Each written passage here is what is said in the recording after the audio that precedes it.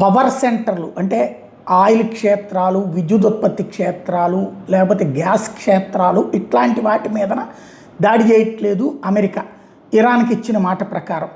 అది మొదట 48 గంటలు, ఆ తర్వాత 5 రోజులు, ఇప్పుడు ఇంకొక 10 రోజులు, వచ్చే నెల 6 దాకా దాడులు చేయమని అమెరికా చెప్పింది.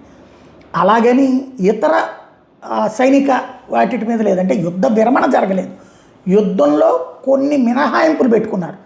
తాజాగా మొన్న 50 విమానాలతో దాడి చేస్తే ఇప్పుడు దాదాపుగా 16 యుద్ధ విమానాలతో American force, Israel air force కలిపి చేసినటువంటి దాడి ఇరాన్కి సంబంధించినటువంటి రాజధాని టెహ్రాన్ మీద భారీ ఎత్తున జరిగింది. ఇదిగో ఇలాగా దాడులు, ఆ దాడుల తర్వాత పేలుళ్ళు వరుసబెట్టి జరుగుతున్నటువంటి వ్యవహారాలు.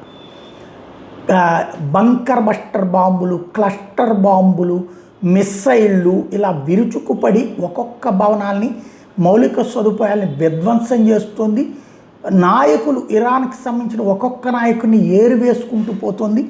పెను విధ్వంసం సృష్టిస్తున్నాయి ఇరాను, ఇజ్రాయిలు, ఇటు అమెరికాకి సంబంధించినటువంటి దళాలు.